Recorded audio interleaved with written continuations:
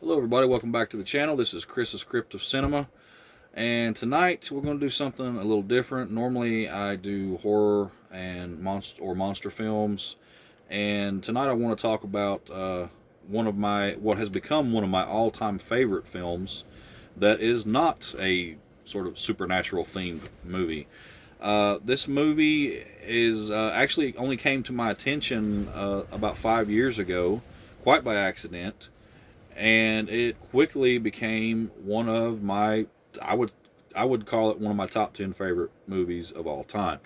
If I had just read about it or maybe seen a poster or something from it, I would have never gave it a second thought. But I'm really glad that I watched it and actually got to see it quite by accident. And I'm talking about 1948's The Treasure of the Sierra Madre. This movie was released in 1948. It was directed by John Huston, and he cast his father, Walter Huston. It stars Walter Huston, Humphrey Bogart, and Tim Holt. And Humphrey Bogart, of course, some of you may have heard that name. Maybe you've heard the name. Probably never seen any of his films. He was a huge movie star in the 1930s and 40s. Made his name mostly in the film noir genre. He's probably best known for his role in a movie called Casablanca, which is consistently ranked amongst the greatest movies of all time. He would be comparable to someone like Leonardo DiCaprio or Denzel Washington. He would be of that He would be of that stature, just mostly during the 40s. And this actually, I've not seen too many of Humphrey Bogart's movies, but man, is he ever awesome in this movie. That's actually him on the cover of my Blu-ray here. I really wish that this Blu-ray had a better that cover does not do the movie justice at all. It's so much better than what that cover kind of gives off. So the basic plot of this movie is Humphrey Bogart's character Dobbs and two other guys. Walter Houston's character, his name is Howard, and Tim Holt is Curtin. And Humphrey Bogart hooks up with Curtin, and they end up getting doing these odd jobs, and just they're kind of drifters hanging out in Mexico, and they're doing these odd jobs. They're just doing just enough to get by, and there's this boss that stiffs them on the money that he owes them for a job that they did for him. So they end up staying the night in this sort of like halfway house, where just guys who come in and don't have much money, but they let them sleep on these cots, and they end up bunking next to this old guy named Howard. And Howard is in this bunkhouse, and he's telling stories of the glory days when he used to be a gold miner. He's mined gold all over the world, and man, he's just itching for another shot to strike it rich. And Dobbs is really taking an interest to what Howard is saying. And a few days go by, and Dobbs eventually mentions to Curtin, "Do you remember what that old man was saying the other night? Well, why don't we try that?" And Curtin said, "Well, we don't know anything about prospecting, so let's go find that old man and talk to him and see if he'll give us some pointers." Well, the old man's not only going to give them pointers, he's going with them. So the three strike a partnership, and they get on a train, and they end up going into the remote mountains of Mexico to find gold. And they're just about to give up when the two Dobbs and Curtin are just about to give up when Howard just loses his mind, and he says, "You two are so dumb you don't see the riches you're treading on with your own feet. They're actually standing on top of gold, and they don't even know it." So they found it, and you would think that the film would be over or would take a really upbeat turn from then, but actually the real meat and potatoes of the film really kick in after they find the gold, because the night that they were listening to Howard tell his story about mining for gold, Howard tells everyone in the room he knows what gold does to men's souls. In other words, men when they find gold, it will corrupt even the best of them. So, after they find the gold, at least one of the three succumbs to Howard's warning. And you really see at least one of them, I'm not going to say who, I'm not going to spoil that, but you really see him descend almost into madness, really.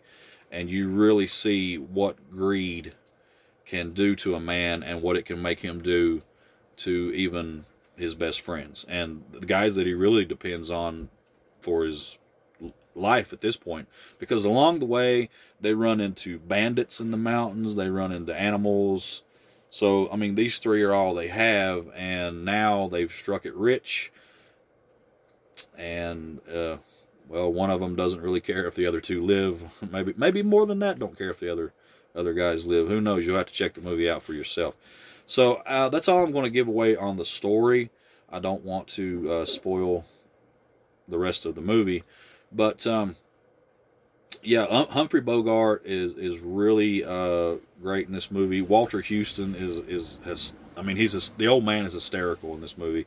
He just has a way about him, and Curtin just plays this sort of stoic cowboy type of role. All three of these guys it's really fun to watch them play off of each other, and to see them start out thick as thieves, and eventually the partnership just kind of dissolves because of the gold and what it does to men's souls.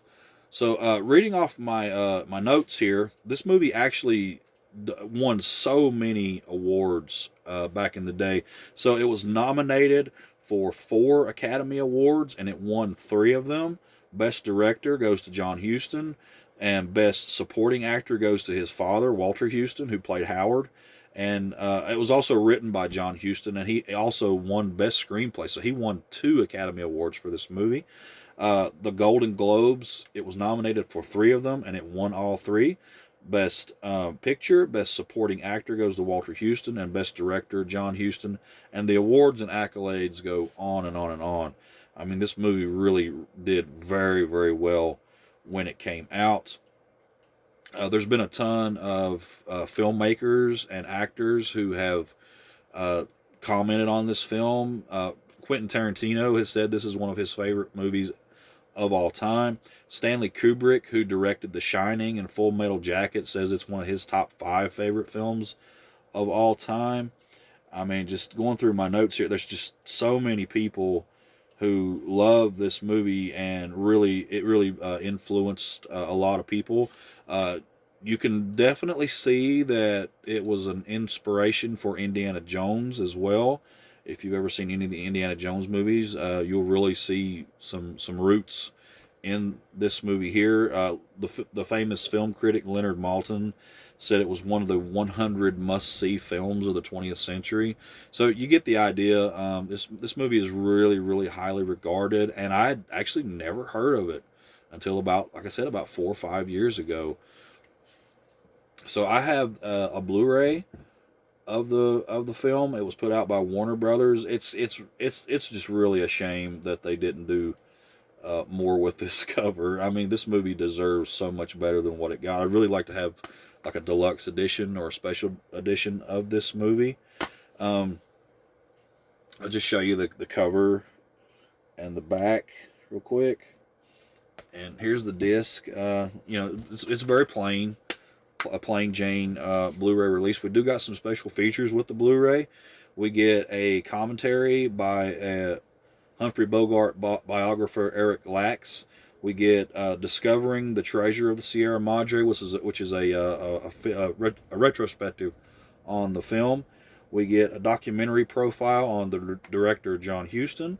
We get Warner Night at the Movies, which is a 1948 short subjects gallery, which is done by Leonard Maltin.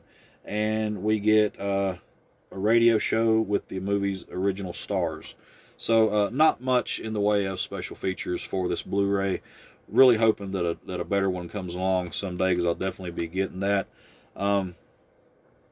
Yeah, man, this movie is just shot to the top of one of my favorite films ever made. You get gunfights, you get treasure hunting, you get Humphrey Bogart getting a shave and a haircut to pick up a street hooker. You get, I mean, you really get some really fine acting. You go along with these three guys as they really suck you into this world and take you along to find gold. And you get to see hijinks and madness and greed, all that good stuff. So I cannot recommend this movie enough. I don't know if it's actually on any of the streaming services. I've never checked. So you can check maybe Tubi, or I'm not sure about maybe Netflix. I'm not really sure, but the Blu-ray is pretty cheap. I actually picked this up on Amazon for $10 some years ago, and I'm telling you guys, check this movie out. If you like westerns, it sort of has a hint of western in there as well. I mean, it's got it all. It's just a great movie. Can't recommend it enough. Check out Treasure of the Sierra Madre. I promise you, you won't be sorry.